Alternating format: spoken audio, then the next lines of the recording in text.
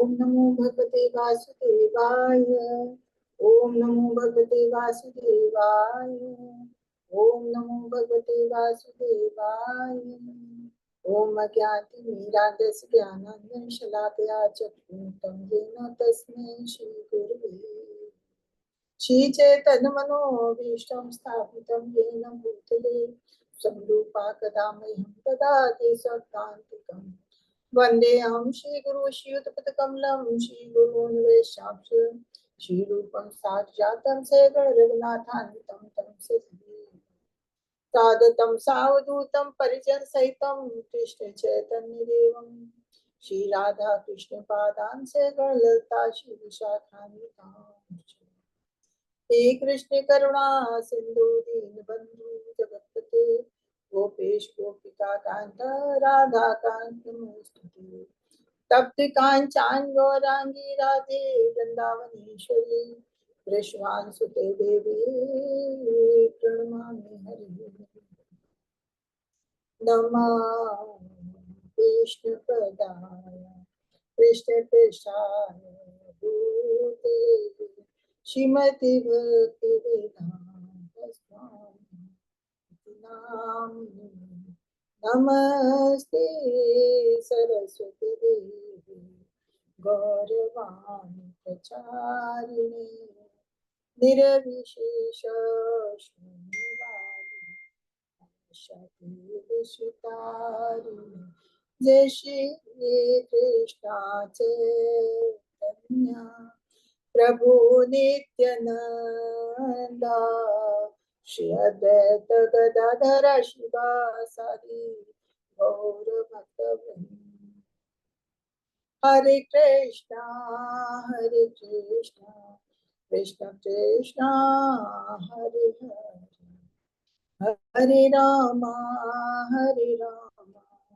राम राम हरे हरे हरे कृष्णा कृष्ण कृष्ण हरे हरे हरे राम राम राम हरे हरे हरे कृष्णा कृष्ण कृष्ण हरे हरे हरे राम राम राम हरे हरे हरे कृष्णा। सभी को सादर प्रणाम। सभी का दोपहर की क्लास में स्वागत है। सभी का अनंत वैष्णव भक्तवृंद की जय। जगत गुरु श्री हरि प्रपाद की जय। हरे कृष्ण। हरे कृष्णा माता जी, सादर प्रणाम। हरे कृष्ण।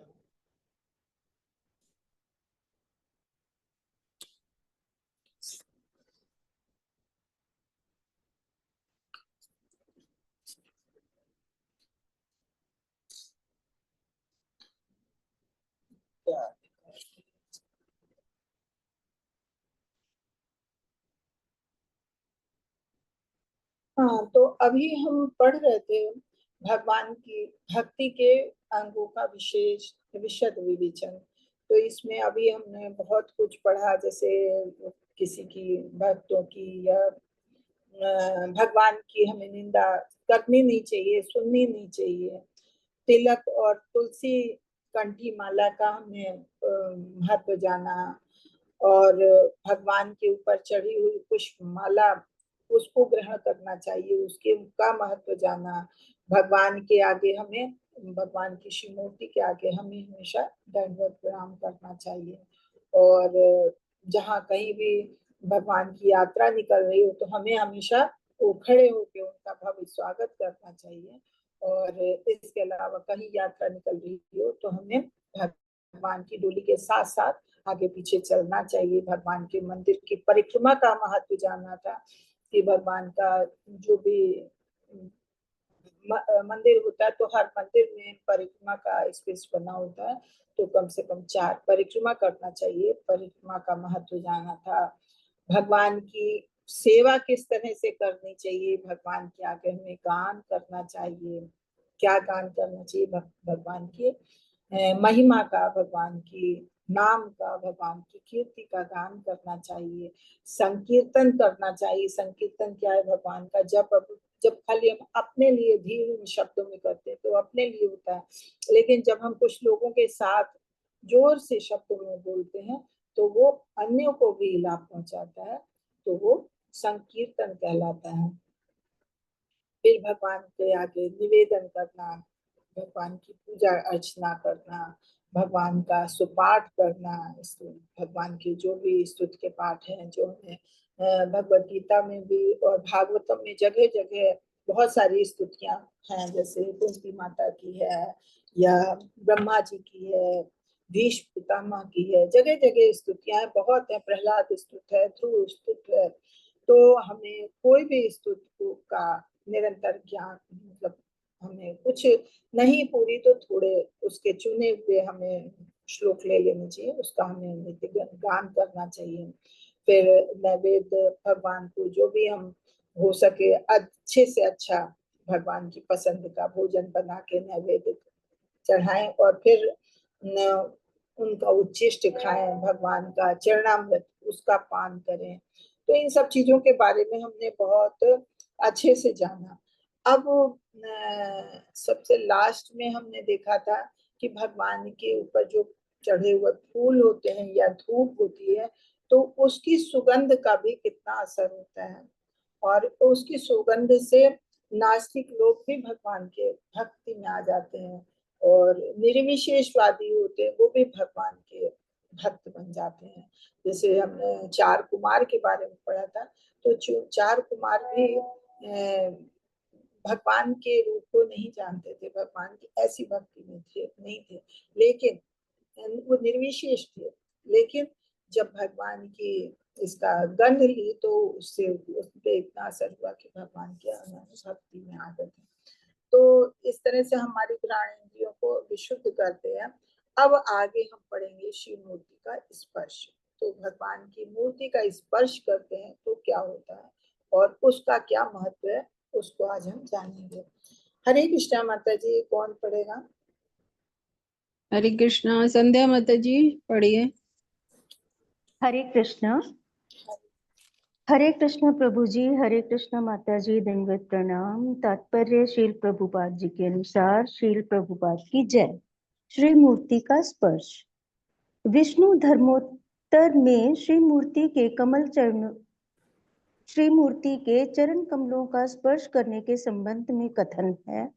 जो पुरुष वैष्णव दीक्षा से युक्त है तथा कृष्ण भावना भावित भक्ति योग के परायण है, वही श्री मूर्ति का स्पर्श करने का अधिकारी है। गांधी द्वारा चलाए गए राजनीतिक आंदोलन के काल में उस वैदिक पद्धति का विरोध किया गया था, जिसके अनुसार शूद्र, चंडाल आदि अधम श्रेणी के लोगों का मंदिर प्रवेश निषिद्ध है।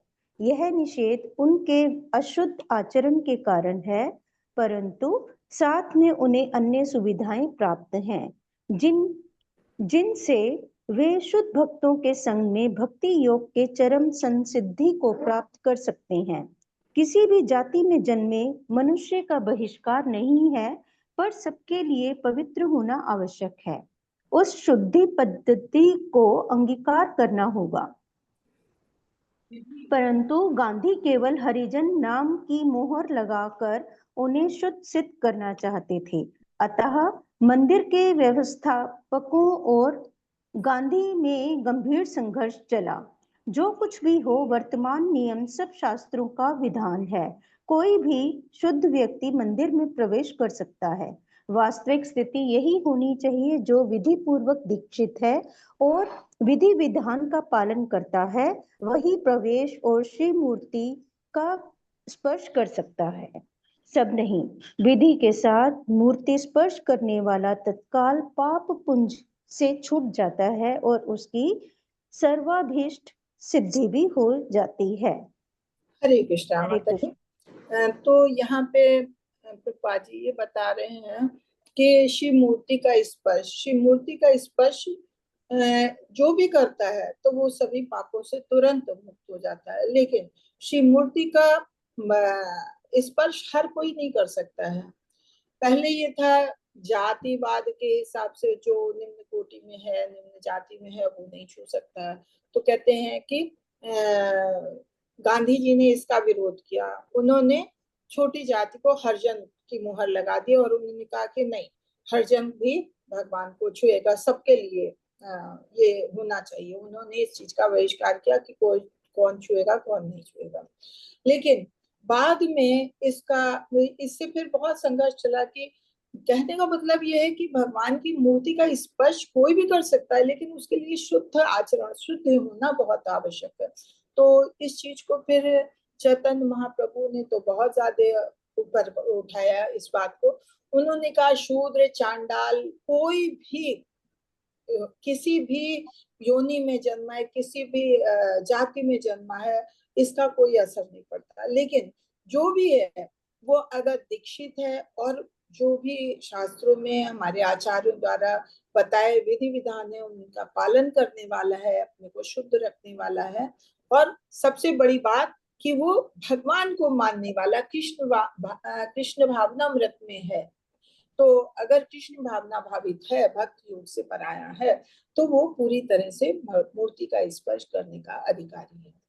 मंदिर में वही एंटर कर सकता है जो दीक्षित है, विधि विधानों का पालन करता है, कृष्ण भावना भावित भक्त योग का परायण है। ऐसा नहीं है कि कोई भी है, उसमें जाति का कोई वो नहीं है। बस मेन ये है कि शुद्ध पद्धति को अंगीकार करना चाहिए, जो हमारे आचार्यों ने बताए हैं नियम, उन नियमों का पालन करने वाला हो।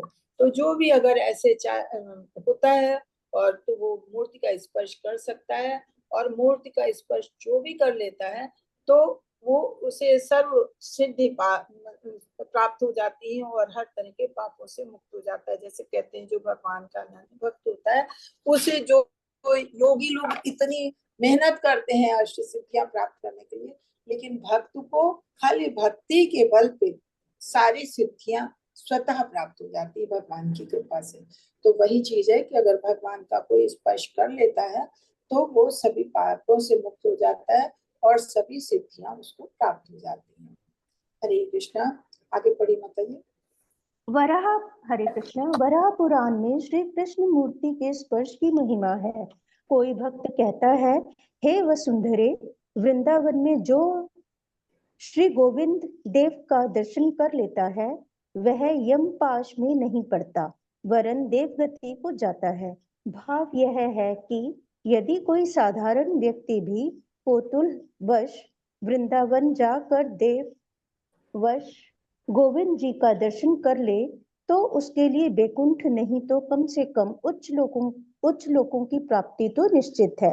अतः वृंदावन में गोविंद मूर्ति के दर्शन मात्र से महान पुण्य होता है। आरती दर्शन। स्कंद पुराण में मूर्ति की आरती दर्शन का यह महात्म्य है। आरती के समय भगवान के मुखार बिंद का दर्शन करने वालों के करोड़ों वर्षों से संचित पाप पुंज भस्म हो जाते हैं। उसके ब्रह्म हत्या जैसे जघन्य पाप भी नहीं ठहर पाते। उत्सवों का हरे कृष्णा। तो जैसे बताया है कि वराह पुराण में भगवान की मूर्ति की स्पर्श की महिमा बताई है, तो ये स्पर्श की तो है ही है, लेकिन यहाँ बताया है कि अगर वृंदावन में कोई जाके गोविंद देव जी के दर्शन कर लेता है तो वो यम पाश से मुक्त हो जाता है, यमराज उसे नहीं ले जा पाते हैं और देवगत को प्राप्त होता है। कि मतलब अगर भगवत धाम को नहीं भी जा पाया, वैकुंठ लोक नहीं भी जा पाया, तो कम से कम उसे उच्च लोकों की तो प्राप्ति होगी, वो निम्न लोकों में तो नहीं जाएगा। इतना पुण्य गोविंद देव जी की मूर्ति की खाली दर्शन मात्र से और मूर्ति की का स्पर्श की महिमा तो जैसे हम पहले पढ़ चुके हैं, वो हमारे सभी पापों को विनष्ट करने वाला होता है। लेकिन यही है कि एक तो हम मंदिर में ही हर कोई नहीं जा सकता है, जब तक वो कृष्ण भावना भावित नहीं है, शुद्ध नहीं है, तो नहीं जा सकता है। दूसरी बात, वृंदावन भी हर एक के जाने के बस की बात नहीं। हम लाख सोचते रहे, लेकिन जबकि राधा जी की कृपा नहीं होती, जब तक कि गोविंद देव जी की कृपा हम पे नहीं होगी, जब तक भगवान की कृपा नहीं होगी, तब तक हम वृंदावन में एंटर कर ही नहीं सकते। ये ऐसा भगवान का धाम है। तो उनकी कृपा पाने के लिए हमें सबसे पहले तो अपने अंदर भगवान के प्रति भक्ति को जगाना पड़ेगा। उसके लिए हमें भक्तों का साथ करना होता है। उसके बाद आरती दर्शन का महत्व बताया है कि स्कंद पुराण कह रहे हैं कि आरती दर्शन का इतना बड़ा महात्म्य है कि आरती के समय जो भगवान के मुखारबिंद का दर्शन करता है तो करोड़ों वर्षों से करोड़ों वर्षों से मतलब उसके पूर्व जन्मों के अनन्य संचित पाप पुंज जो है वो भी भस्म हो जाते हैं और ब्रह्म हत्या जैसा जघन्य पाप भी वहां नहीं ठहर पाता। तो इतनी आरती दर्शन की महिमा है। हम लोगों को नित्य प्रति भगवान की आरती दर्शन जरूर करना चाहिए। हरे कृष्णा। आगे बढ़ी माता जी। हरे कृष्ण। उत्सवों का आयोजन जैसा पूर्व कथन है, श्री कृष्ण जन्माष्टमी, रामनवमी, प्रमुख वैष्णवों की जन्म तिथि, झूलन यात्रा, डोल यात्रा आदि महोत्सवों को अवश्य मनाना चाहिए। उत्सव में भगवान को रथ पर विराजमान किया जाता है और फिर नगर के विभिन्न मार्गों पर उनकी शोभा यात्रा निकाली जाती है, जिससे लोगों को मंदिर में दर्शन का लाभ सुलभ हो जाए। भविष्य पुराण कहता है, जो चंडाल आदि कौतुक में भी रथ पर विराजमान श्री भगवान को देख लेते हैं, वे विष्णु पार्षद बन जाते हैं। अग्नि पुराण का वाक्य है, जो मंदिर में श्री मूर्ति की पूजा को देखकर प्रसन्न होता है, वह पंचरात्र में वर्णित क्रिया योग के फल को प्राप्त करता है। क्रिया योग प्रायः भक्ति योग जैसी अभ्यास की पद्धति है, परंतु वह विशेष रूप से ध्यान योगियों के लिए विहित है। भाव यह है कि इस क्रमिक पद्धति से ध्यान योगी अंत में भगवत भक्ति के स्तर पर आरूढ़ हो जाते हैं। हरे कृष्ण। हरे कृष्णा। यहाँ पे बताया जैसे ये हमारे भौतिक जीवन में हर 4 दिन में कोई ना कोई त्योहार है, ये फला अष्टमी, ये फला सप्तमी, ये फला चतुर्दशी, ये फला तीज है, ये है वो है। तो उनकी अपेक्षा जो कृष्ण भावना भावित है उसके लिए बताया गया है कि ये मुख्य त्योहार है, ये मुख्य उत्सव है कि अगर भगवान कृष्ण का जन्म है, रामचंद्र जी का जन्म है, या हमारे प्रमुख वैष्णवों के जन्म तिथि है, झूलन यात्रा है, डोल यात्रा है, तो इस तरह के जो महोत्सव है उसको हमें बहुत उत्साह के साथ मनाना चाहिए। और कहते हैं कि जब भगवान की रथ यात्रा निकलती है तो उस यात्रा में साथ होना चाहिए और उसमें जो भी जितना भी समय मिले तो हमें उस यात्रा में शामिल होना चाहिए। कहते हैं कि चांडाल जैसे परिवार में भी अगर कोई जन्मा है और वो भी अगर जो जो ये भगवान के रथ पे विराजमान भगवान होते हैं उनका श्रीमुख का दर्शन कर लेता है तो वो भी विष्णु पार्षद बन जाता है। तो विष्णु पार्षद बनना इतना आसान तो नहीं है। विष्णु पार्षद वही बन पाता है जो भगवान को अत्यंत प्रिय होता है। तो कितनी बड़ी बात है। तो इसलिए हमें ऐसे उत्सवों का आयोजन करना चाहिए और अगर हमारे में नहीं सामर्थ्य है कि हम नहीं आयोजन कर सकते तो जहां तक हो सकता है तो जहां भी ये आयोजन होते हैं उनमें हमें शामिल होना चाहिए और हमें पूरे उत्साह से उनको मनाना चाहिए। फिर अग्नि पुराण में कह रहे हैं कि शिव मूर्ति की पूजा जब मंदिर में भगवान की पूजा होती है तो उस समय जब पूजा अर्चना को देखते हैं और हम प्रसन्न होते हैं, किसी किसी के मन में बहुत ज्यादा प्रसन्नता होती है भगवान को देख के। जैसे अब हम लोग जब भगवान की दर्शन आरती होती है सवेरे, आप लोग पता नहीं कितने लोग अटेंड करते हैं, जब दर्शन आरती होती है तो उस समय भगवान को देख के इतना अंदर से मन आनंदित हो जाता है कि भगवान को लगता है कि देखते ही रहो, इतने खूबसूरत, इतने सुंदर लगते हैं, इतना आनंद की अनुभूति होती कि हर चीज भूल जाते हैं।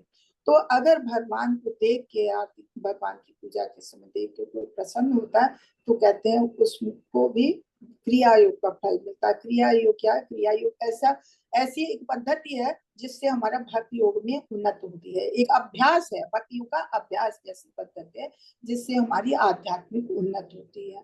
तो ये विशेष रूप से ध्यान योगियों के लिए बनाया गया।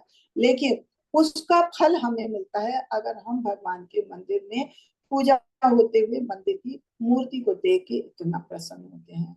तो फिर हमें इसका अवश्य ध्यान करना चाहिए। इस तरह से हमारा 9वां अध्याय पूरा हुआ। अब हम 10वें अध्याय में जाते हैं, श्रवण स्मरण की कला। तो अभी तो हमने भक्ति योग के विषय अंग के बारे में पढ़ा था। अब हम श्रवण और स्मरण की क्या कला है, किस तरह से हम उसको कर सकते हैं, वो पढ़ेंगे। हरे कृष्णा माता जी। कौन पढ़ेगा? हरे हरे कृष्ण। अब पढ़ूं किसी माता और जी? को भी देते हरे हैं, किसी कृष्णा। और। प्रमोद प्रभु जी पढ़िए। हरे कृष्णा माता जी, दंडवत प्रणाम। श्रील दंडवत। प्रभुपाद जी के द्वारा, श्रील प्रभुपाद जी की जय। श्रवण स्मरण की कला। श्रवण कृष्ण भावना और भक्ति योग आरंभ श्रवण से होता है। सभी मनुष्यों को यह अवसर दिया जाना चाहिए कि वे भक्ति गोष्ठी में आकर श्रवण करें। कृष्ण भावना के पथ पर उन्नति के लिए परम अनिवार्य है जब कोई शब्द ब्रह्मा को सुनने में कर्ण विवरों का योग करता है तो वह शीघ्र ही हृदय से शुद्ध और परिष्कृत हो जाता है। भगवान श्री चैतन्य महाप्रभु ने श्रवण के महात्म्य पर बड़ा बल दिया है। यह बद्ध जीव के हृदय को पवित्र कर देता है, जिससे वह द्रुत गति से भक्ति योग में लगने और कृष्ण भावना को समझने का अधिकारी बन जाता है। गरुड़ पुराण श्रवण की नियमों का अतिशय सुंदर दिग्दर्शन है। प्राकृतिक जगत में बद्ध जीव की अवस्था सर्प के कटे अचेतन मनुष्य जैसी है, क्योंकि इन दोनों को ही मंत्र ध्वनि से फिर चेतन किया जा सकता है। सर्प द्वारा दष्ट मनुष्य तुरंत नहीं मरता, वरन पहले अचेतन होकर कुछ समय उसी अवस्था में पड़ा रहता है। प्राकृतिक जगत में जीव निद्रा मग्न है, क्योंकि वह अपने यथार्थ स्वरूप और कर्तव्य को तथा श्री भगवान से अपने संबंध को नहीं जानता। अतः विशेष जीवन का अर्थ है कि माया रूपी सर्प काटना और इस प्रकार कृष्ण भावना के अभाव में जीव का विप्रय हो जाना। सर्प से कटे हुए मुमुक्ष को मंत्रोच्चारण से फिर जीवन दान दिया जा सकता है। इस मंत्र विद्या के अनेक विशारद है। इसी प्रकार महामंत्र हरे कृष्ण कृष्ण कृष्ण हरे हरे, हरे राम राम राम हरे हरे को सुनकर म्रियमान अचेतन पुरुष को वापस कृष्ण भावना की अवस्था में लाया जा सकता है। हरे कृष्ण प्रभु जी। थोड़ा सा हाँ। तो यहाँ पे भगवान श्रवण का महत्व बताया है। जो करते हैं श्रवण कीर्तन पाद सिद्धम, तो उसमें श्रवण का महत्व बता रहे हैं कि श्रवण का ये हमारी भक्ति योग का प्रारंभ है। सबसे पहले श्रवण से ही होता है कि अगर कोई नहीं भी है भक्ति में, अगर उसे भक्तों का साथ मिल गया और भगवान की महिमा का गुणगान जहाँ हो रहा है वो खाली श्रवण करता है, उसी से धीरे धीरे उसमें भक्ति बढ़ती है और वो भौतिक जगत के प्रति उसकी विरक्ति धीरे धीरे अपने आप होने लगती है। तो इतना ज्यादा श्रवण को महत्व दिया गया है। तो कह रहे हैं भगवान के शब्दों को सुनना ये हमारे कर्ण विकारों को दूर करता है और हमारे हृदय को शुद्ध करता है। चैतन्य महाप्रभु ने तो श्रवण के महात्म्य पे सबसे बड़ा बल दिया। उन्होंने कहा सबसे पहला चरण है श्रवण। श्रवण अच्छे से करता है बद्धजीव कुछ भी नहीं। अगर कोई आपके घर में भी है जो भक्ति में नहीं है, अगर किसी बहाने से वो आ जाता है आपके साथ कि भक्तों के बीच में वो खाली श्रवण करता, तो धीरे धीरे धीरे धीरे वो कृष्ण भावनामृत में अपने आप बदलने लगेगा। तो ये इतना है। और कह रहे हैं कि जो हमारे हम सब बद्ध जीव भौतिक जगत के, हमारी अवस्था को कटे हुए सर्प से कटे हुए अचेतन मनुष्य जैसी स्थिति बताई गई है। क्योंकि सर्प से कटा हुआ व्यक्ति अचेतन होता है, उसमें वो चेतना नहीं होती है, उसको किसी मंत्र के द्वारा चेतना दिलाई जा सकती है। उसी तरह से हम सब जो है बद्ध जीव जो है भगवान को भूल चुके हैं। हम अपनी जो हमारी सामान्य अवस्था है, हमारी सामान्य अवस्था है कि हम भगवान के अंश है, हमें भगवान का साथ होना चाहिए, हमें भगवान से हमारा संबंध है, तो हमें भगवान के परायण होना चाहिए। लेकिन हम ये सब जब भौतिक जगत में आते हैं तो माया मोह के चक्कर में सब भूल जाते हैं, विषय जगत को जीवन को अपना लेते हैं और हम भगवान के साथ अपना संबंध क्या है उसको भूल जाते हैं, अपने को असली उद्देश्य को भूल जाते हैं कि हमारा मनुष्य जीवन मिला तो हमारे जीवन का उद्देश्य क्या, हम सब भूल जाते हैं। तो हमको इस तरह से भगवान की मंत्रोच्चारण या भगवान की लीलाओं, भगवान की महिमाओं के श्रवण के द्वारा हमारी चेतना जागृत होती है, शुद्ध चेतना, कि हम फिर से जागते हैं, सोए हुए से जागते हैं कि हमारा क्या भगवान से संबंध है और हमें क्या करना चाहिए, हमारा जीवन का लक्ष्य क्या है। तो इसी वजह से हमारी तुलना जो है, बद्ध जीव की तुलना जो है सर्प से कटे हुए जो एकदम मृत्य तुल्य मनुष्य होता उससे की गई है। जैसे उसको चेतना में मंत्रोच्चारण के द्वारा लाया जा सकता है, उसी तरह से जो बद्ध जीव है उसको भी भगवान के महामंत्र के द्वारा चेतना उसकी शुद्ध की जा सकती, कृष्ण भावनामृत में लाया जा सकता है। हरे कृष्णा। आगे पढ़े। श्रीमद् भागवत 4.29.40 में भगवत चरित श्रवण की महिमा के संबंध में सुखदेव गोस्वामी महाराज परीक्षित से कहते हैं, हे राजन, वही अष्टांग निवास के योग्य जहाँ महान आचार्य भगवान के दिव्य चरित की वार्ता करते हैं, वहां रहकर उन महापुरुषों के मुखचंद से निश्चिंदित कृष्ण लीला। कुछ थोड़ा सा माइक अपने पास करें, मैं आवाज कम आ रही, क्या सबको आ रही है, हम ही को कम लग रही है? ठीक है माता जी। हाँ, थोड़ी सी माइक अपने पास करें। वहां रहकर उन महापुरुषों के मुखचंद से निश्चिंदित कृष्ण लीला रस सुधा की धाराओं का कर्णपुटों से अहर्निश पान करता रहे। जो अतृप्त होकर निरंतर इस अमृत का पान करते हैं, उनको भूख प्यास भय शोक और भाव मोह स्पर्श नहीं कर पाते।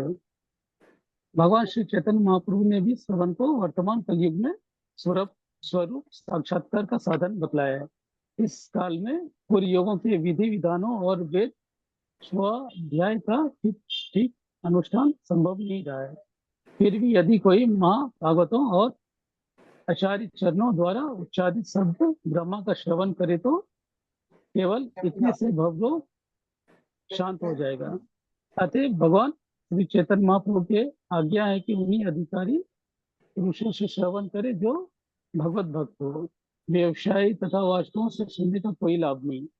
आत्मज्ञानी पुरुषों से सुनने पर चंद्रमा से निस्यंदित सुधाधारा जैसी अमृत की कल्लो लीनी नदियां हमारे रंध्रों में प्रवेश होगी। उपरोक्त श्लोक चंद्रमा के इस अंधकार से युक्त है। हरे कृष्णा प्रभु जी। तो यहाँ पे बता रहे हैं कि श्रीमद् भागवत में भी भगवत चरित श्रवण की महिमा बताई गई कि सुखदेव गोस्वामी जब परीक्षित महाराज से ये कथा सुनाते हैं, वो कहते हैं, हे राजन, वही स्थान निवास के योग्य है जहाँ महान आचार्य भगवान के दिव्य चरित की वार्ता करते हैं। तो जहाँ भी भगवान के भक्त होते हैं, वार्ता करते हैं, वही स्थान भक्तों के लिए उचित है, आध्यात्मिक उन्नति के लिए। और महापुरुषों के मुख चंद्र के से जो नियंत्रित कृष्ण लीला वसुधा बहती है, तो उसको हमें अपने कर्णपुटों में अहर्निश, मतलब हमें कानों से पीना चाहिए। ऐसी चीजों को हमें अपने कानों से पीना चाहिए। क्या कानों से पीने का मतलब यही कि जब हम सुनेंगे तभी तो हमारे अंदर जाएगा। तो ये कोई मुंह से खाने की चीज नहीं, इसलिए ऐसी चीजों को हमें कानों से पीना चाहिए। और कहते हैं जो लोग ऐसे अमृत पान करते हैं, उनकी भूख प्यास भय शोक भाव मोह सब कुछ दूर हो जाता है। कोई भी इनको स्पर्श नहीं कर पाता है, क्योंकि भगवान की लीलामृत में इतना ज्यादा स्वाद है, इतना रस है, इतना आनंद है कि उससे मनुष्य अपनी भूख प्यास शोक भय मोह, जो ये भौतिक मोह है, इन सब से दूर भट जाता है।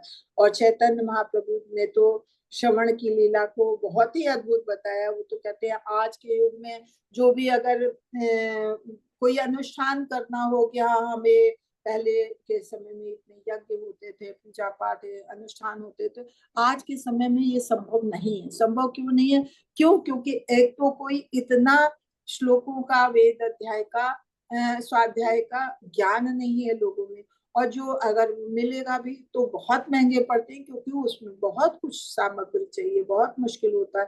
फिर हर इंसान अपने में इतना बिजी है कि उसके पास समय की भी कमी है। पहले जो ये यज्ञ होते थे 1000 वर्ष तक, 100 वर्ष तक चलते थे, अब किसके पास है, 2 दिन का टाइम लोगों के पास नहीं होता। तो आज के समय में ये सारे अनुष्ठान कर पाना संभव नहीं है। तो इसलिए ये कहा है कि हमको जो भगवान के महाभागवत हैं, महाभागवत कौन, महाभक्त हैं और आचार्य हैं, उनके द्वारा उच्चारित शब्दों को श्रवण करना चाहिए और इस तरह से हम भवरोग से मुक्त हो सकते हैं। तो चैतन्य महाप्रभु की का कहना यही कि हमें ये सारा श्रवण जो है उन्हीं उच्च अधिकारियों के द्वारा करना चाहिए जो भगवान के भक्त है। जो भगवान के भक्त नहीं है, व्यवसायी है, कथावाचक हैं, जो धन कमाते हैं उससे अपनी जीवन याचिका चलाते हैं, अपने भोग विलास में लगाते हैं उस पैसे को, तो उनसे सुनने का कोई भी लाभ नहीं है। तो आत्मज्ञानी पुरुषों से सुनना चाहिए। इनको कहते हैं इनकी तुलना की चंद्रमा से नियंत्रित सुधाधारा जैसी अमृत कलोनी नदियां जो बहती हैं।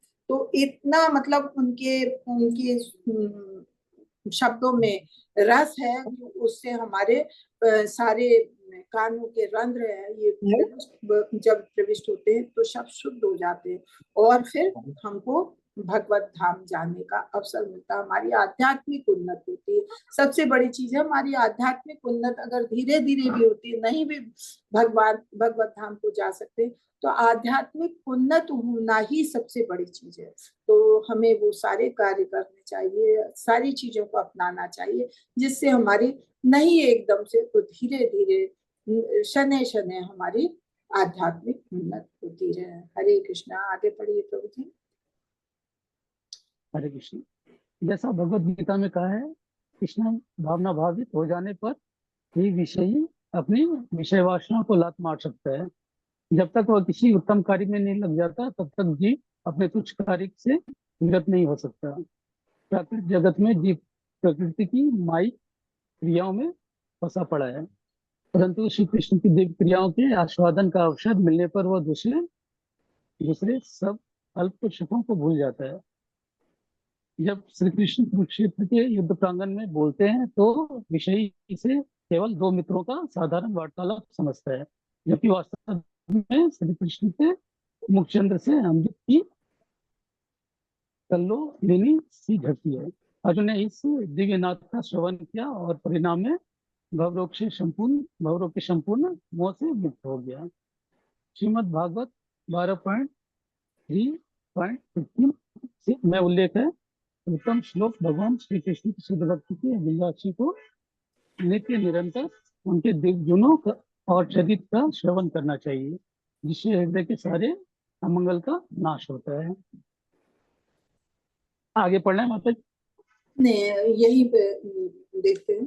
तो यहाँ पे कह रहे हैं कि जब भगवत गीता में भी यही कहा है कि भगवान कहते हैं कि जो कृष्ण भावना भावित हो जाता है, तो ये चीज हम लोग स्वयं भी महसूस करते हैं जब भक्तों का साथ होता है। धीरे धीरे जब हम कृष्ण भावना भावित होते हैं तो धीरे धीरे हमारी ये भौतिक चीजों से विषय वासना है तो ये सब मिटने लगती है। तो वही कह रहे हैं विषय वासना को लात मार सकता है, मतलब उससे पूरी तरह से मुक्त हो सकता है। और जब तक हमारी इंद्रियां हैं, हमारी इच्छाएं हैं, वो कभी भी शांत नहीं होती है। वो कुछ ना कुछ करना चाहती है, हमारी इंद्रियां कुछ ना कुछ करना चाहती है, हमारी इच्छाएं, हमारी बुद्धि कुछ ना कुछ सोचती विचार करती। लेकिन जब हम इनको किसी सही कार्य में लगा देते हैं तो वो तुच्छ कार्य से मुक्त हो जाती है। कहते हैं खाली दिमाग शैतान का घर। तो जब हम उसको फ्री रखते हैं तो हम क्या करें, कुछ ना कुछ तो करना है। चलो कुछ नहीं तो पिक्चर ही देखते हैं, नहीं है तो हम लोग ताश खेलते हैं, नहीं तो फिर हम टीवी देखते हैं। तो ये चीजें होती। बच्चे भी अगर फ्री होते हैं तो यही कहेंगे कुछ नहीं तो भाई मम्मी टीवी देखना। तो आजकल मोबाइल मिल गया। लेकिन जब वही चीज हम अपनी इंद्रियों को, अपने मन को, अपनी इच्छाओं को भगवान की भक्ति में लगा लेते हैं तो फिर हमारा इंटरेस्ट बढ़ने लगता है और फिर हमें ये सब चीजें अच्छी नहीं लगती। हमें लगता है इन सब चीजों में हम अपना समय बर्बाद कर रहे हैं। धीरे धीरे जैसे जैसे इसके प्रति हमारा आकर्षण बढ़ता है। तो कह रहे हैं कि भगवत गीता में जो ये कहा गया है बिल्कुल सही है कि श्री कृष्ण की जब दिव्य क्रियाओं का आस्वादन का अवसर मिलने लगता है तो इंसान अपने ये जो भौतिक सुख है, ये झूठे सुख है, तो इनको भूल जाता है और फिर धीरे धीरे धीरे धीरे आपस में अपने मित्रों के साथ भी इसी तरह का वार्तालाप करता है और भगवान के ही लीलाओं का, भगवान की महिमाओं का ही गुणगान करना सुनना पसंद करता है।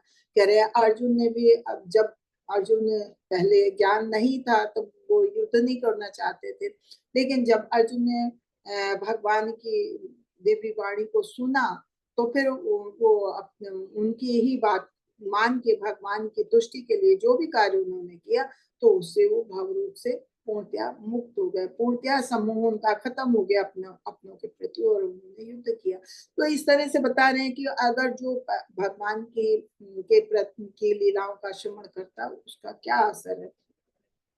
और श्रीमद् भागवत के 12.3.15 में कहते हैं उत्तम श्लोक भगवान की श्री कृष्ण की शुद्ध भक्ति के अभिलाषी को नित्य निरंतर उनके दिव्य गुणों और चरित्र का श्रवण करना चाहिए, जिससे हृदय के सारे अमंगल नष्ट हो जाते हैं। कहते जो व्यक्ति भगवान श्री कृष्ण की शुद्ध भक्ति चाहता है उसे श्री भगवान के उत्तम श्लोकों के द्वारा यश पूर्ण गुणों की कथाएं सुननी चाहिए, जिनके निरंतर कीर्तन के सहारे सारे अमंगल नष्ट हो जाते हैं। भक्तों की नियमित दैनिक संगोष्ठियां भक्तों का नित्य प्रति साथ में ऐसे श्रवण करने से अपने आप को लगाना चाहिए और दिन भर इसी में लगे रहना चाहिए। तो ये चीजें हैं, इसका बहुत अच्छा असर होता है। हम ये भौतिक चीजों से हमारी विरक्ति ऐसे धीरे धीरे होती है। आगे पढ़ी, कौन पढ़ेगा? प्रभु जी, माता जी, हरे कृष्णा, कौन पढ़ेगा? हरे कृष्णा, राधा माता जी पढ़िए, आप अनम्यूट, हाँ पढ़िए। हरे कृष्ण माता जी। श्री प्रभुपाद जी के श्री श्री तात्पर्य। भगवत कृपा की बात देख लो। श्रीमद् भागवत 10.40.8 में ये कहा गया है, नाथ जो निरंतर आपकी अहेतुकी कृपा की प्रतीक्षा में अपने पूर्ववत पापों को भोगता हुआ हृदय से, वाणी से और शरीर से निरंतर आपको प्रणाम करता रहता है, वह मुक्ति का अधिकारी हो जाता है। श्रीमद् भागवत का यह वाक्य सब भक्तों का मार्गदर्शक है। भक्त को अपने पूर्व पापों के दुखों से तुरंत मुक्त होने की आशा नहीं करनी चाहिए। कोई भी बद्ध जीव इस कर्म योग से मुक्त नहीं है, क्योंकि कर्म पूर्व कर्मों से निरंतर सुख दुख की प्राप्ति का नाम ही संसार है। यदि कोई प्राकृतिक क्रियाओं से विरक्त हो गया है तो उसका फिर जन्म नहीं होगा। यह तभी संभव है कि जब वह कृष्ण भावना भाविक कर्म के परायण हो जाए, क्योंकि ऐसे कर्मों का फल नहीं होता। अतः कृष्ण भावना भावित क्रियाओं में सिद्ध होते हुए जन्म मृत्यु का चक्र समाप्त हो जाता है। ऐसा पुरुष फिर प्राकृतिक जगत में जन्म नहीं लेगा। इसलिए जो भक्त कर्म फल से पूर्ण मुक्त नहीं हुआ है, वह गंभीरता से कृष्ण भावना भक्ति कर्म करता रहे। मार्ग में कितने भी व्यवधान क्यों न आए, किसी बाधा की स्थिति में वह केवल श्री कृष्ण का चिंतन स्मरण करता हुआ उनकी कृपा की बात देखता रहे, यही उनका अवलंबन है। यदि भक्त इस भाव से दिन बिताता है तो उसका वैकुंठ गमन निश्चित समझना चाहिए। इन क्रियाओं के द्वारा वह भगवत धाम में प्रवेश होने का दाएं मार्ग अधिकार पा जाता है।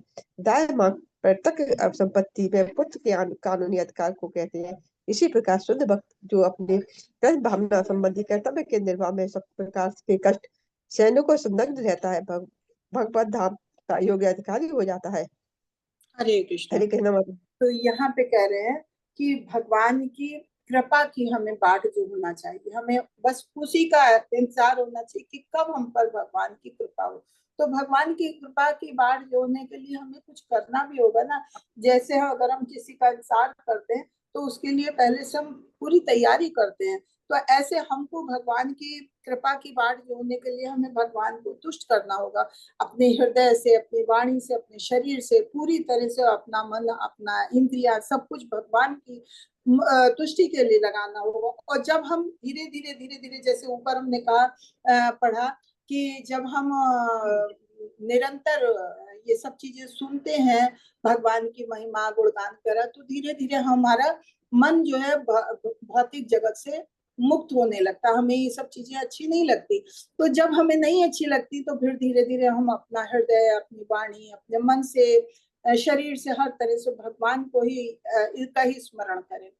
जिस तरह से हम कर सकते हैं, जितनी हमारी सामर्थ्य है उस हिसाब से हम भगवान की सेवा करें। और भगवान का चिंतन करें, भगवान का ही ध्यान करें कि हम तो बहुत बड़े पापी हैं, हमने तो बहुत पाप किए हैं, लेकिन हमको मुक्ति देने वाले एकमात्र आप ही हो। आप ही का हमें सहारा है। कोई भी हमारा नातेदार, रिश्तेदार, मित्र, बंधु, कोई हमें नहीं मुक्त कर सकता है। कोई भी हमारे कष्ट को हर नहीं सकता। हमारे पापों को अगर काट सकते हो तो आप ही हो। अगर इस भावना से भगवान का हमेशा निरंतर ध्यान करते रहेंगे तो धीरे धीरे धीरे धीरे ये प्राकृतिक क्रियाओं से, यानी कि भौतिक जो माया मोह है, इन चीजों से धीरे धीरे मन विरक्त होने लगेगा। और अगर भौतिक चीजों से विरक्त हो गए तो फिर यहाँ जन्म लेने का सवाल ही नहीं होता। लेकिन उसके लिए ये आवश्यक है कि हम अपने को पूर्णतया कृष्ण भावना भावित हो, और सारे कर्म जो भी हम करें, चाहे हमारे ऊपर कितनी भी विपदाएं, कितनी भी कठिनाई आए, लेकिन नहीं, हमको तो भगवान का ही ध्यान करना है, हमें भगवान का ही भोजन बनाना है, भगवान का ही हमें प्रसाद ग्रहण करना है, चाहे हम भूखे रह जाए। लेकिन नहीं, अगर हम करेंगे तो भगवान का ही उच्छिष्ट का भोजन करेंगे। अगर हम हमारे मतलब मन में हर तरह से भगवान का ही ध्यान होना चाहिए। अगर हम हर चीज में भगवान का ध्यान करेंगे, चाहे अच्छा मिले बुरा मिले, कष्ट मिले सुख मिले दुख मिले, लेकिन नहीं, ये सब आपका दिया है। अगर बुरा हो तो हमारे कर्मों का फल है। कर्मों का फल, अगर हमें कष्ट होता है तो ये नहीं सोचना चाहिए भगवान हमें क्यों कष्ट देते। हमारे कर्मों के फलों को काटते हैं, हमें शुद्ध बनाते हैं, अपने पास बुलाने के लिए। कहते हैं ना, जो भक्त लोग कहते हैं कि अरे जो भक्ति करता है वो बहुत कष्ट कर सहता है, और जो नहीं भगवान की भक्ति करता है कितनी मौज करता है। तो मौज वो इसीलिए करता है कि भगवान कहता है ठीक है, तुमको यही भौतिक चीजें अच्छी लगती है, तुम इसी में लिप्त रहो। लेकिन जब वो भगवान अपने भक्तों को देखते हैं तो कहते हैं नहीं, ये हमारा भक्त है, हमारे पास आना चाहता है, तो इसके जो पाप है उसको जल्दी से जल्दी हमें समाप्त करना चाहिए। और समाप्त कैसे करेंगे भाई? जो हमने पाप किए उसके फल तो हम ही को भोगने होंगे, तो फिर वो जल्दी जल्दी हमको उसके पाप के फल भोगने के लिए हमें कष्ट देते हैं। और कष्ट देते हैं तो जैसे जैसे हमें कष्ट मिलते हैं वैसे वैसे हम पाप से पूर्ण होते जाते हैं। पाप से जितना, इसलिए कभी भी अपने कष्टों से घबराना नहीं चाहिए। बीमारी आए, धन का अभाव हो, कोई चीज चोरी हो जाए, आपका कुछ नुकसान हो जाए, कभी मत घबराइए। जब भी ये सब होता है तो आप हमेशा ही सोचिए कि हमारे पाप के फल जो है वो कट रहे हैं, हमारे पापों के फल कट रहे हैं, और हमको भगवान शुद्ध बना रहे हैं। भगवान हमें अपने पास अपने से जोड़ना चाह रहे हैं, तभी हमारे ऊपर ये विपत्तियां आ रही हैं। तो जब प्रभुपाद जी के ऊपर भी, प्रभुपाद जी तो पहले ठीक ठाक थे, लेकिन धीरे धीरे उनका बिजनेस भी धीरे धीरे खत्म होने लगा, परिवार से भी उन्हें कष्ट मिल, पहले समाज से कष्ट मिलने लगे, फिर परिवार से भी कष्ट मिलने लगे, अपनी पत्नी से भी उन्हें कष्ट मिलने लगा कि पता चला जितना कुछ उन्होंने रचना लिखी उन्होंने लेके सारा का सारा उन्होंने बेच दिया। तो कितने कष्ट उन्होंने झेले, और इतनी उम्र में इतना धन का भी अभाव हो गया, फिर भी अपने गुरु की कृपा से, गुरु की आज्ञा से वो गए और उन्होंने इतनी मेहनत की, तो इतने कष्ट झेले, उसके बाद इतनी बीमारी भी झेली, सब कुछ। लेकिन क्या, भगवान की भक्ति तो उन्हें मिली ना। तो भगवान की अगर भक्ति होती, भगवान अगर हमें अपने से जोड़ना चाहते हैं तो हमारे पाप फल से हमें मुक्त करना चाहते हैं, और मुक्त करने के लिए हमें कष्ट देते हैं कि जो हमारे पापों के फल है वो जल्दी जल्दी देके हम उन पापों से मुक्त करें। इसलिए कभी भी कोई परेशानी आए तो कभी मत घबराइए, बस भगवान का चिंतन करिए, हर स्थिति में भगवान का चिंतन करिए, और उन्हीं की कृपा का इंतजार करिए कि कब हम पे भगवान की कृपा होगी। और जब भगवान की कृपा हो जाएगी तो हम भगवत धाम जाने के अधिकारी बन जाएंगे। यहाँ दाय भाग शब्द प्रयोग हुआ है। दाय भाग का मतलब होता है कि अगर कोई पुत्र है तो वो अपनी पैतृक संपत्ति का पूरी तरह से कानूनी अधिकारी होता है। तो हम दाय भाग किसके होना चाहते हैं? हम दाय भाग अपने पैतृक संपत्ति के नहीं, हम हमारे पिता परपिता सब क्या है? भगवान है। तो हम उनकी संपत्ति के दाय भाग होना चाहते हैं, हम उनका उसका अधिकार पाना चाहते हैं। तो उसके लिए हमें कष्ट भी झेलने पड़ेंगे, लेकिन हमें निरंतर भगवान का ध्यान करना होगा। हरे कृष्णा। आगे पढ़िए माता जी। इसमें यदि कोई चित्त में श्री कृष्ण से अपने नित्य संबंध को बसा लेता है तो इसका नाम स्मृति है। स्मृति के विषय में विष्णु पुराण का एक सुंदर वाक्य है, जिन भगवान के स्मरण मात्र से संपूर्ण जीव समग्र कल्याण के भाजन बन जाते हैं, मैं उन्हीं अजन्मा और नित्य परम पुरुष की शरण हूँ। परम पुराण में इसी स्मृति की विवेचना है। मृत्यु काल में अथवा जीवन काल में जिनके नाम का स्मरण करने से मनुष्यों के पाप पुंज तत्काल भस्म हो जाते हैं, उन चित्त स्वरूप भगवान श्री कृष्ण को नमस्कार करता हूँ। हाँ, तो यहाँ पे कह रहे हैं भगवान को स्मरण करना चाहिए। तो विष्णु पुराण में भी इसका एक सुंदर वाक्य है कि कहते हैं स्मृति के लिए कि जिन भगवान के स्मरण मात्र से संपूर्ण जीवन समग्र कल्याण के भाजन बन जाते हैं, तो उन्हीं अजन्मा और नित्य परम पुरुष की शरण ग्रहण करता हूँ। कहते हैं कि अगर मृत्यु काल में या जीवन काल में जिनका स्मरण करने मात्र से हमारे सारे पाप भस्म हो जाते हैं, तो उनको हम हमेशा नमस्कार करते हैं। उन चित्त स्वरूप भगवान का हम नमस्कार करते हैं। तो भगवान को हमेशा स्मृति में रखना चाहिए और हमेशा भगवान से यही मांगना चाहिए कि भगवान हमारे मन में हमेशा आपका स्मरण हो, कभी हम आपकी विस्मृति न कर पाए, कभी हम आपको ना भूलें। हरे कृष्णा। आगे पढ़िए। ध्यान। मन से भगवान के रूप, चिद्गुण, क्रीड़ा, सेवा आदि का चिंतन करना ध्यान कहलाता है। ध्यान का किसी निर्विशेष अथवा शून्य से कुछ भी संबंध नहीं है। वैदिक शास्त्रों के अनुसार ध्यान सदा विश्व रूप का ही किया जाता है। नरसिंह पुराण में भगवान के रूप में के ध्यान का वर्णन है। भगवान के चरण कमलों का ध्यान दिव्य और प्राकृतिक सुख दुख की अनुभूति से स्वल्पता पर ही है। इस ध्यान से पात्मा भी जीवन भर के पापों से छूट जा सकते हैं। विष्णु धर्म में भगवत गुणों के ध्यान से संबंध में कहा है, निरंतर कृष्ण भावना भावित रहकर भगवान के दिव्य गुणों का स्मरण करने वाले जन संपूर्ण पापों से मुक्त होकर वैकुंठ गमन के योग्य बन जाते हैं। भाव यह है कि शुद्ध हुए बिना कोई भगवत धाम में प्रवेश नहीं कर पा सकता और भगवान के चित गुणों, रूप, लीला आदि का स्मरण रखने मात्र से सब प्रकार के पापों से बचा जा सकता है। पद्म पुराण में क्रीड़ा ध्यान का उल्लेख है। सर्व माधुर्य सार परम अद्भुत और ललित हरि चरित्र का जो निरंतर ध्यान करता है वह भव बंधन से छूट जाता है। हरे कृष्ण। यहाँ पे भगवान के ध्यान के लिए कहा है। भगवान का ध्यान हम किस तरह से कर सकते हैं? भगवान का ध्यान, भगवान के रूप का हम ध्यान करें कि भगवान कितने सुंदर हैं। जब हम मंदिर में या आरती में या पूजा के समय भगवान का रूप देखते हैं, तो उस रूप का निरंतर हम ध्यान करें। भगवान के गुणों का हम ध्यान करें। भगवान की इतनी लीलाएं, इतनी क्रीड़ाएं सुनते हैं तो उनका ध्यान करें, पढ़ते हैं तो उनका ध्यान करें। तो इस तरह से भगवान का हम ध्यान कर सकते हैं। भगवान किसी का भी ध्यान करें, शून्य में नहीं किया जा सकता है। जिसका कोई रूप है उसी का ध्यान किया जा सकता है। तो भगवान का इसी लिखा, भगवान का एक रूप है तो उनका हमें ध्यान करना चाहिए। उनकी लीलाओं का, उनकी महिमाओं का गुणगान सुनते हैं, पढ़ते हैं, उसका ध्यान करना चाहिए।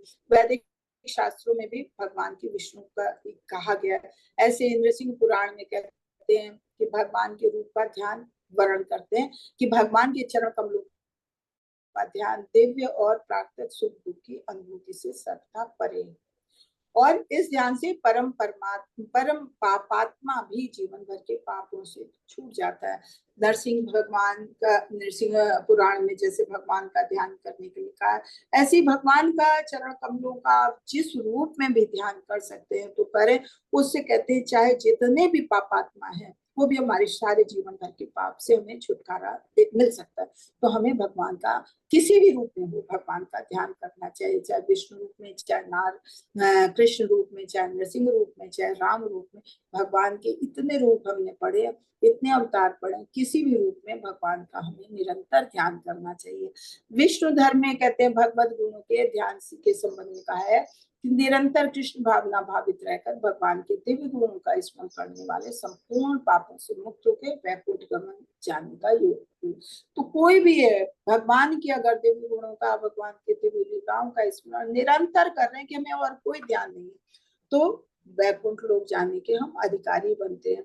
ऐसे जो अगर हम शुद्ध नहीं है और हम खाली दीन दुनिया को दिखाने के लिए, दिखावे में हम भगवान का ध्यान कर भगवान का नाम लेते हैं और वैसे में भगवान से कोई मतलब नहीं है, भगवान के प्रति हमारी भक्ति नहीं है, तो हम कभी भगवत धाम में प्रवेश नहीं कर सकते हैं। अपने मन को शुद्ध किए बिना कि अगर हम दूसरे के प्रति हमारे में ईर्ष्या द्वेष है और हम दिखा रहे हैं कि हाँ हम भगवत, हम माला जप रहे हैं, हम माला जप रहे हैं, हम भगवत धाम, हम भागवतम का पाठ भी कर रहे हैं, सबको दिखा रहे हैं, लेकिन हमारे मन में लोगों के प्रति ईर्ष्या द्वेष है कि वो तो ऐसा है, देखो ऐसा है, फिर भी उसके साथ ऐसा, और हम ऐसा कर, हम तो दिन भर पाठ करते हैं फिर भी नहीं। तो अगर हमारा मन शुद्ध नहीं है तो हम भगवत धाम कभी नहीं जा सकते, हम भगवान की भक्ति कभी नहीं पा सकते। तो हमें अपने पापों से बचने के लिए नित्य हमें बस भगवान का ही ध्यान, जिस रूप में भी हो भगवान का ध्यान करके अपने चित्त को शुद्ध बनाना चाहिए। अगर हमारे मन में किसी के लिए गलत भावना आती हुई तो तुरंत हमें सोचना चाहिए नहीं, फिर हम अपने रास्ते से भटक जाएंगे, नहीं, हमें अपना सही मार्ग पकड़ना। पर पद्म पुराण में क्रीड़ा ध्यान का उल्लेख है कि सर माधुर्य सार परम अद्भुत और ललित, जो भी भगवान की इसमें हरि चरित्र का है, तो जितनी भगवान की लीलाओं का वर्णन हम लोगों ने पढ़ा है, तो किसी भी लीला का वर्णन हम सुने और उसका ध्यान करें तो ये जो है बंधन से छुटकारा दे सकता है। हरे कृष्णा। आप कौन पढ़ेगा? हरे कृष्णा। मीतू माता जी, अंशु कुमारी माता जी। हरे कृष्णा माता जी, मैं पढ़ूंगी। हाँ हरे पढ़िए पढ़िए। पढ़िए। कोटि कोटि प्रणाम सभी भक्तों को। श्रील प्रभुपाद जी की जय। सेवा ध्यान। कतिपय शास्त्रों में प्रमाण है कि जो मनुष्य केवल सेवा ध्यान भी करता है उसकी भी सर्वाभीष्ट सिद्धि होती है और वे अपने नेत्रों से भगवान का साक्षात्कार करता है। इस संदर्भ में ब्रह्म वैवर्त पुराण के अंतर्गत एक सुंदर कथा है। दक्षिण भारत के प्रतिष्ठानुपुर में एक ब्राह्मण रहता था। वह संपन्न तो नहीं था, परंतु यह सोचकर सदा आत्मतृप्त रहता था कि वह पूर्व जन्म के पाप और श्री कृष्ण की इच्छा के कारण ही उसे पर्याप्त धन वैभव नहीं मिला। अतः उसे अपनी दरिद्रता की लेश मात्र भी ग्लानि नहीं थी। वह बड़ी शांति से रहता था। वह परम उदार था और कभी कभी महान आत्मज्ञानियों के प्रवचन सुनने जाता। ऐसे ही एक सभा में, जहां वह बड़ी श्रद्धा से वैष्णव आचार का श्रवण कर रहा था, उसने सुना कि ये क्रियाएं मानव सेवा के रूप में भी की जा सकती है। तात्पर्य यह है कि यदि कोई प्रकट रूप में वैष्णव क्रियाओं को न कर सके तो वह सेवा का ध्यान ही करे। ऐसा करने से वही फल प्राप्त होगा। ब्राह्मण अकिंचन था, इसलिए उसने निश्चय किया कि वह बड़े भारी ऐश्वर्य के साथ भगवान की सेवा करने का ध्यान ही करेगा। वह इस प्रकार करने लगा। कभी वह गोदावरी में स्नान करता, स्नान के बाद एकांत नदी तट पर आसन लगाकर प्राणायाम के अभ्यास से मन को एकाग्र करता। प्राणायाम का यह अभ्यास चित्त को यंत्र के समान किसी एक वस्तु पर केंद्रित करने के लिए है। प्राणायाम और आसनों का यही लाभ है। पूर्व काल में साधारण मनुष्य भी भगवान के स्मरण में मन को एकाग्र करना जानते थे। ब्राह्मण ने भी ऐसा अभ्यास किया। मन में भगवान का रूप बस जाने पर वह ध्यान में भगवान को बहुमूल्य वस्त्रों, अलंकारों, मुकुटों आदि से विभूषित करने लगा। फिर उसने भगवान को दंडवत प्रणाम किया। इसके बाद मंदिर मार्जन का ध्यान करने लगा। मंदिर मार्जन करके वह बहुत से स्वर्ण और चांदी के पात्रों में नदी का पवित्र जल लाने गया। गोदावरी से ही नहीं अपितु गंगा, यमुना, नर्मदा और कावेरी से भी जल लाया। वैष्णव जन सामान्यतः भगवत अर्चन करते हुए मंत्रों के द्वारा इन नदियों के जल का आह्वान करते हैं। मंत्रोच्चारण के स्थान पर इस ब्राह्मण ने ध्यान किया है कि वह स्वयं स्वर्ण पात्रों में भर भर कर सभी नदियों का जल ला रहा है। तत्पश्चात उसने फल, फूल, धूप आदि अर्चन से सभी पदार्थ जुटाए और उन्हें श्री मूर्ति के सामने रखा। श्री मूर्ति की प्रसन्नता के लिए जल, पुष्प, धूप आदि इन सभी पदार्थों का सुंदर रीति से अर्पण किया। फिर आरती की। इस प्रकार पूर्ण विधि से अर्चन संपन्न हुई। वह नित्य नियमित रूप से इसी प्रकार अर्चन करता था और यह क्रम वर्षों तक चलता रहा। फिर एक दिन ब्राह्मण ध्यान कर रहा था कि उसने त्रिमूर्ति के लिए कुछ खीर बनाई है, परंतु वह इस भोग से प्रसन्न नहीं हुआ, क्योंकि खीर बहुत गर्म थी। इसलिए वह हाथ से छूकर देखना चाहता था कि खीर भगवान के खाने योग्य है या नहीं। जैसे ही उसने अपनी उंगली से खीर पात्र को स्पर्श किया कि वह जल गई और उसका ध्यान भंग हो गया। अब वह क्या देखता है कि उसकी उंगली वास्तव में जल गई है।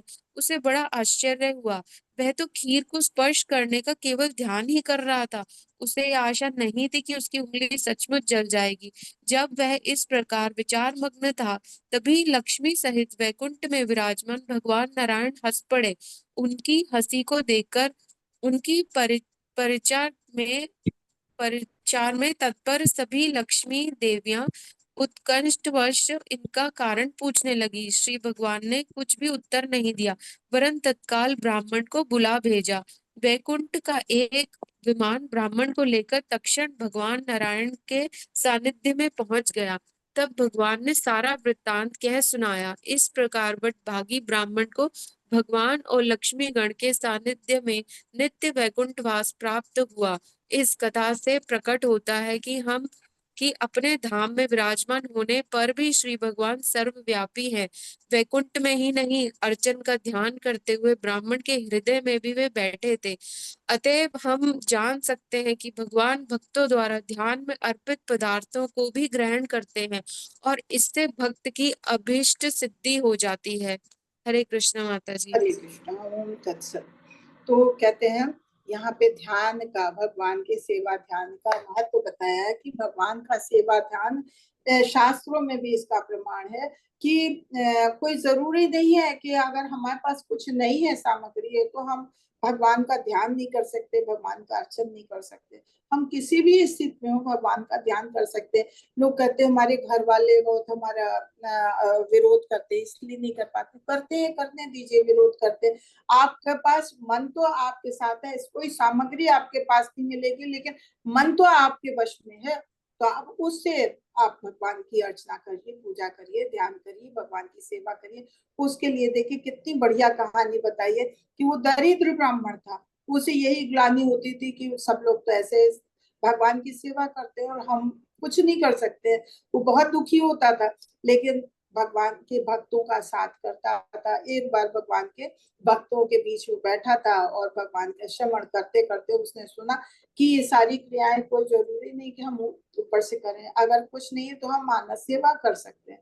बस उसके दिमाग में ये आ गया और उस दिन से भगवान की वो विशेष सेवा करने लगा। अब जब खाली मानस सेवा करनी फिर हमें क्या सोचना, फिर तो हम एक नदी का, क्या हमारे आसपास कोई नदी नहीं है लेकिन हम 7 नदियों का, 10 नदियों का, 21 नदियों, 20 नदियां, जितनी नदियों का चाहे हम जल ला सकते। तो बड़े बड़े वो अपने विचार में बड़े बड़े स्वर्ण पात्रों में अनेकों नदियों का जल लाता, भगवान को स्नान कराता, स्वर्ण मुकुट पहनाता, बड़े बड़े अच्छे अच्छे अलंकारों से उन्हें सजाता, बहुमूल्य वस्त्र पहनाता। कि मन से ही तो खाली सोचना, मानसिक ही तो पूजा। तो उसने हर तरह से, अब पहले तो अपना ध्यान एकाग्र किया। सबसे पहली बात तो ये है अपना ध्यान एकाग्र करना।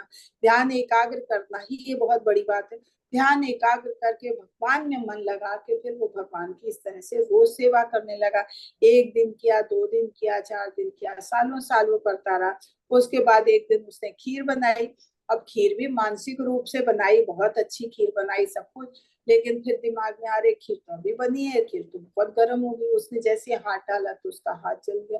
अब मानसीय खीर है तो कहाँ उसका हाथ जलेगा, लेकिन नहीं, क्योंकि उसका मन वास्तव में पूरी तरह से भगवान में लगा था।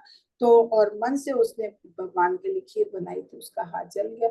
अब उसको चेतना आई कि अरे ये कैसे हो गया, हमने तो खाली सोचा था, विचार किया था, हमने तो खीर बनाई भी नहीं थी, कैसे मेरी उंगली जल गई। बस भगवान तो हर एक के हृदय में विराजते हैं और खास तौर से अपने भक्तों का तो बहुत ध्यान देते हैं। भगवान हंस पड़े। अब उनके वहां बैठे तो वैकुंठ लोक में, हम उनके आसपास जो भी सहचरी लोग हैं, जो उनकी सेवा करने वाली परिचर्या लोग हैं, लक्ष्मियां हैं, वो सब हंसने लगी, क्या बात हुई। अब वो क्या बताते, फिर उन्होंने तुरंत तत्काल ब्राह्मण के लिए विमान भेजा और विमान से भगवान ने उस ब्राह्मण को अपने धाम में तुरंत बुलाया और उससे उनको भगवान, उस ब्राह्मण को भगवान का तो तत्काल सानिध्य भी प्राप्त हुआ और भगवान की भक्ति भी मिले। और तब भगवान ने बताया अपने लक्ष्मी गण को और अपने जो उनके परिचर्या वाले सेवक वाले थे उनको बताया कि देखो इस तरह से सेवा कर रहा था। तो तब उन्होंने ये चीज बात बताई। तो इस तरह से यहाँ पे यही बताया है कि भगवान का ध्यान, भगवान की सेवा हम किसी भी रूप में कर सकते हैं। हमें कभी विचलित नहीं होना चाहिए कि नहीं हमारे आस पड़ोसी, हमारे समाज वाले, हमारे परिवार वाले, अरे वो हमें साथ नहीं देते। बल्कि आपको बताएं, कभी ऐसा हो तो कभी किसी को दोष मत दीजिए, हमेशा अपने मन में रखिए। अगर किसी वजह से नहीं होता है तो उनके प्रति दया रखिए मन में कि भगवान उनको सद्बुद्धि दे और भगवान उनको कृष्ण भावनामृत में जोड़े। लेकिन कभी उनको दोष मत दीजिए कि भगवान हम क्या करें, हम तो चाहते हैं आपकी पूजा करने, लेकिन क्या बताएं हमारे घर वाले, हमारी पत्नी नहीं करने देती, हमारे बच्चे नहीं करने देते, हमारा आदमी नहीं करने देता। तो कभी किसी को दोष मत दीजिए, कभी किसी को दोष मत दीजिए। बस अपनी स्थिति में जुटे रहिए, अपना ध्यान भगवान में लगाइए। और जैसे भी हो, कुछ नहीं होता है तो नहीं आपके पास कुछ सामर्थ्य है कि नहीं परिवार में साथ मिल रहा है, सहयोग मिल रहा, अपने मानसिक रूप से तो भगवान को आप कहीं भी किसी रूप में भी बैठे तो आप कर सकते। हरे कृष्णा। तो आज हमारा यहीं पे ये चैप्टर भी समाप्त हुआ। और किसी को यहाँ तक समझने में कहीं कोई कमी रही, किसी को कुछ पूछना है? हरे कृष्णा। प्रमोद प्रभु जी पूछिए। हरे कृष्णा माता जी। हाँ जी माता जी, ये जो चैप्टर 9 में अष्टविग्रह का दर्शन जो पढ़ा था हम लोगों ने, इसमें सिर्फ लिखा हुआ है कि यहाँ पे गोविंद देव जी का दर्शन, मंदिर का दर्शन करते तो वो स्वर्ग तो जाते ही है, वैकुंठ लोक में नहीं जगह मिले लेकिन स्वर्ग तो जाते ही है। लेकिन सिर्फ गोविंद देव जी का क्यों वर्णन नहीं, किया गया गोविंद मंदिर देव का? जी का नाम लिखा है। गोविंद देव जी का मतलब ये नहीं है हम किसी भी रूप में कृष्ण भगवान का, विष्णु भगवान का, जिस रूप में भी भगवान का दर्शन करें। ऐसा नहीं कि गोविंद देव का नाम लिखा है तो गोविंद देव जी का। मुझे लगा गोविंद जी का जो नहीं, मंदिर है सिर्फ उनके बारे में लिखा है। ऐसा नहीं है। भगवान के किसी रूप में भी, किसी रूप में अर्च विग्रह है तो हमें उनका दर्शन करना चाहिए। ठीक है माता जी। हरे कृष्णा। संध्या माता जी। हरे कृष्णा माता जी। हाँ जी बोलिए। मेरी भी एक जिज्ञासा है। हाँ जी बोलिए। कल हमने तिलक धारण करने के विषय में पढ़ा था, हाँ जी, कल की क्लास में। तो मैं ये जानना चाह रही हूँ कि तिलक धारण हम अपनी इच्छा अनुसार कर सकते हैं या उसका भी कोई प्रोसेस है? हाँ उसका प्रोसेस है, उसका प्रोसेस है। और एक तो ये हमें ये जो गोपी चंदन होता है उससे धारण करना होता है। फिर जो हमारे 12 जगह बताए हैं तो उसके सबके अलग अलग मंत्र हैं, वो है। और उसके बाद हम जब नहाते धोते हैं तो उसके तुरंत बाद हम 12 जगह गोपी चंदन से तिलक मार करते हैं। तो उसके लिए हमें किसी से पूछने की जरूरत नहीं, लेकिन उसका एक यही तरीका है कि उसमें तो बताया है कि आप बाईं उंगली में चंदन बनाएं और दाहिनी उंगली से लगाएं। लेकिन कोई ऐसा नहीं है, अब हम लोग नित्य बनाते हैं तो थोड़ा थोड़ा घोलने से अच्छा हमने तो एक डिब्बा बना रखा, पूरा गोपी चंदन एक बार में घोल के रख लिया। और जितनी बार भी नहाते हैं हमको लगता है हम अस्वच्छ है तो बस तुरंत हम नहाते हैं और कपड़े बदले और तुरंत हमने लगाया। तो ऐसा कोई वो नहीं है। और वो किस नाम से, अगर ये आपको नहीं मालूम तो हम उसकी बुक की फोटो खींच के भेज देंगे आपको, कहाँ पे किस नाम से आपको लगाना है। आप एक दो बार पढ़ के लगाएं फिर आपको याद हो जाएगा, क्योंकि अब हम लोगों को याद हो गया, हम लोग तो काफी समय से लगा रहे हैं। हरे कृष्ण माता। तो हरे कृष्ण माता जी, ये तिलक लगाने के लिए क्या दीक्षा लेने की जरूरत है? नहीं ऐसा कोई नहीं। गुरु धारण करने की भी कोई जरूरत नहीं होगी जी?